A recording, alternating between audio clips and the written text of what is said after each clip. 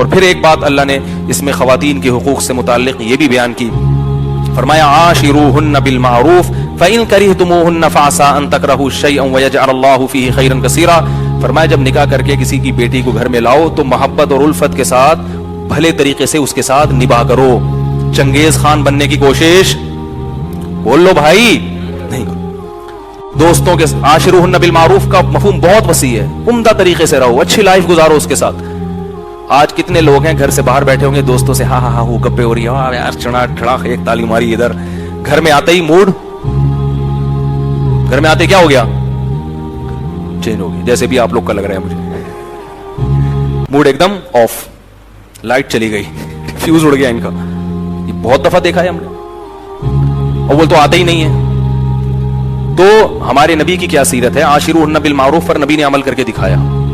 آپ صلی اللہ علیہ وسلم کے اخلاق پڑھیں، ان کی اس پر جاؤں گا تو بہت لمبی بات ہو جائے گی. تو چنگیز خان بننے کی کوشش بولو بھائی نہیں کرو.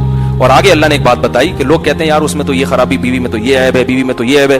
اللہ نے اس کا بڑا پیارا جواب دے دیا. فرمایا فَإِن كَرِهْتُمُوهُنَّ فَعَسَىٰ أَن تَكْرَهُوا شَيْئًا وَيَجْعَلَ اللَّهُ فِيهِ خَيْرًا كَثِيرًا. اگر تم اس کو ناپسند کرتے ہو تو عین ممکن ہے ایک چیز تمہیں ناپسند ہو مگر اللہ اس میں تمہارے لیے بھلائی رکھ دے. ساری چیزیں کسی کی بھی صحیح نہیں ہوتی، اسی عیب میں اللہ بہت ساری خوبیاں پیدا کر دیتے ہیں. ایک واقعہ میں اکثر سناتا ہوں، بس سنا کے بعد ختم کرتا ہوں. ہمارے استاد تھے، ان کی اپنی بیوی سے پٹے بہت ہوتے تھے، ان کی بیگم بڑی بدخلا پٹے بازی چلتی رہتی تھی. تو انہوں نے ارادہ کیا ان کو فارغ کرنے کا.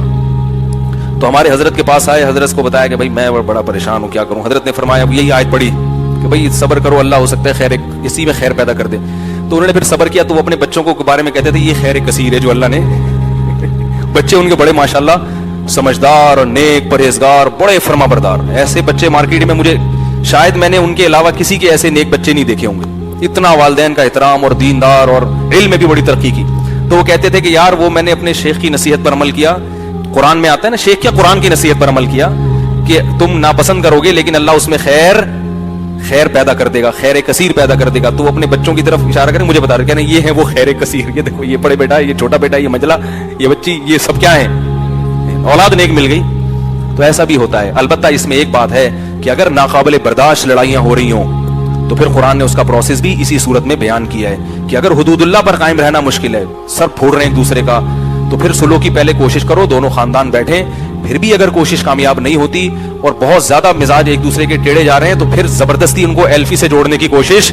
یہ بھی ہندوؤں کا کلچر ہے کہ ایک دفعہ شادی ہو گئی تو قیامت تک کے لیے ہوئی ہے. ایسا نہیں ہے. اللہ بار بار کہتے ہیں حدود اللہ پر قائم رہو. تھوڑی بہت تو اونچ نیچ ہوگی، 100% کسی گھر میں محبت کا ماحول نہیں ہوتا، کچھ نہ کچھ اونچ نیچ ہوگی. لیکن اگر معاملہ بہت ہی برداشت سے باہر نکل رہا ہے پھر قرآن نے الگ ہونے کی ترغیب دی ہے اور فقہا نے الگ ہونے کو واجب قرار دیا ہے. پھر اگر الگ نہیں ہوتے تو گناہگار ہوں گے. لیکن خود سے فیصلہ، آج کل جذباتی لوگ ہیں، ذرا سی بات پر کہتے ہیں یار میرا تو گزارا ہو ہی نہیں سکتا. آپ خود سے فیصلہ نہ کریں.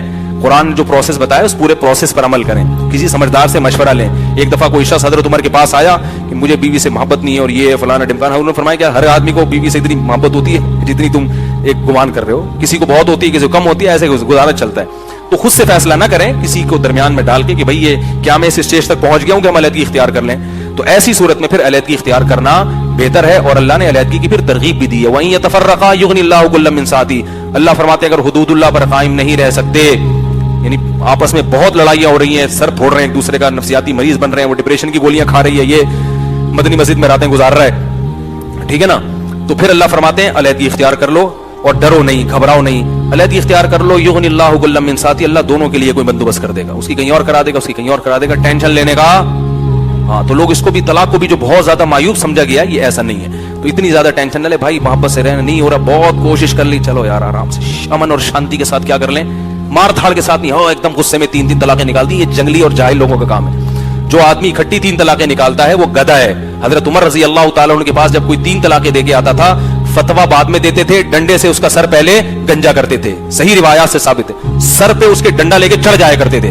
یہ جو بات بات پہ طلاق کی دھمکیاں اور طلاق طلاق طلاق کے الفاظ نکالے جاتے ہیں، یہ انسان کے جنگلی ہونے کی دلیل ہے. تو یہ کام مت کرو. تمیز سے کیا کر لو. اگر اس اسٹیج تک نوبت پہنچ گئی، بہت محبت امن شانتی کے ساتھ، ٹھیک ہے نا ایسے پھر اس کو تانے نہ دو کہ یہ کیوں غلط ہو گئے. جا کے پوچھتے تیری بیوی میں کیا خرابی تھی بھائی، اور عورت کو جا کے تنگ کرتے ہیں کہ کیوں شوہر نے چھوڑ دیا تمہیں.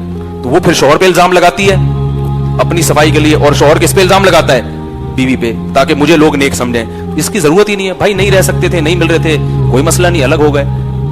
ضروری نہیں کہ دونوں خراب ہوں, ہو سکتا ہے دونوں صحیح ہوں مگر مزاج آپس میں نہیں ملتے. ایسا صحابہ کے دور میں بھی ہوا ہے, نیک صحابیاں ہیں, نیک صحابی ہیں, مگر ان میں علیحدگی ہوئی ہے, حالانکہ نہ وہ برے اور نہ یہ بری. تو ایسا ہو سکتا ہے. تو اللہ تعالی ہمیں قرآنی احکام پر مضبوطی سے عمل کی توفیق عطا فرمائے. وما علینا الا البلاغ.